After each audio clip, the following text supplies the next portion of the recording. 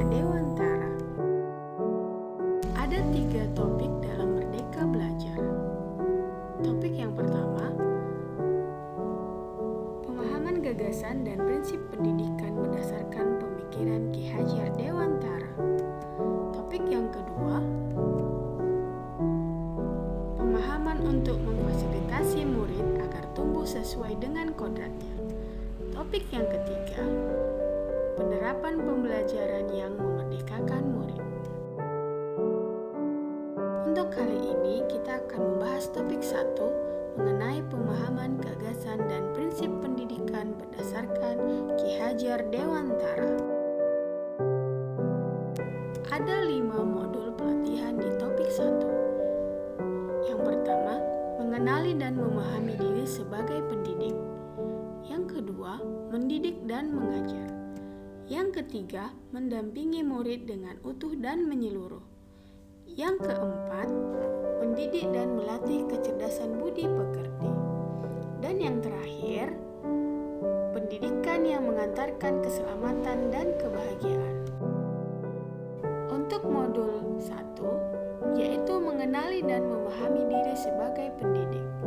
Sebagai pendidik, tentu sudah seharusnya mampu mengenali karakteristik dan kebutuhan peserta didik.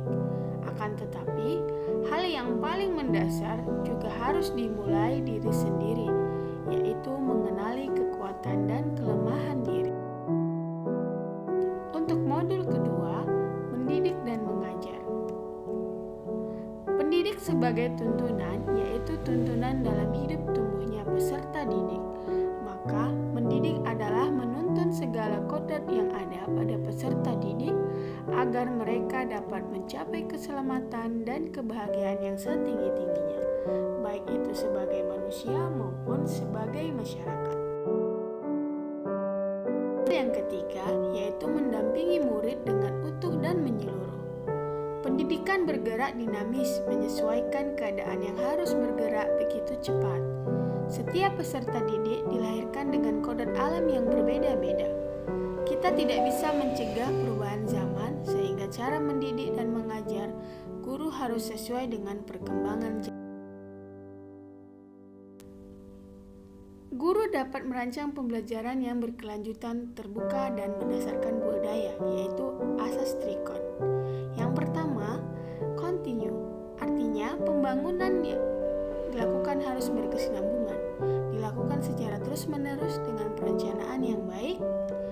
Yang kedua, convergent, artinya pengembangan yang dilakukan dapat mengambil dari berbagai sumber ilmu. Dan asas trikon yang ketiga yaitu konsentris, artinya pengembangan pendidikan yang dilakukan harus tetap berdasarkan kepribadian kita sendiri. Keempat, yaitu mendidik dan melatih kecerdasan budi pekerti. Budi pekerti merupakan perpaduan cipta, rasa, dan karsa. Budi pekerti peserta didik dibentuk dari keluarga, sekolah, dan masyarakat. Kodrat anak diibaratkan kertas yang sudah terisi. Yang kelima, pendidikan yang mengantarkan keselamatan dan kebahagiaan. Pendidik sejatinya dapat mengantarkan peserta didik untuk keselamatan dan kebahagiaan.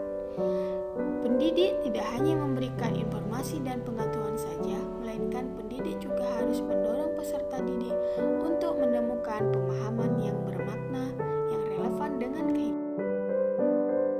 Setelah menyimak video tadi, apa yang bisa saya lakukan? Untuk itu, kepada Bapak Ibu Guru, isilah form umpan balik pada link berikut ini.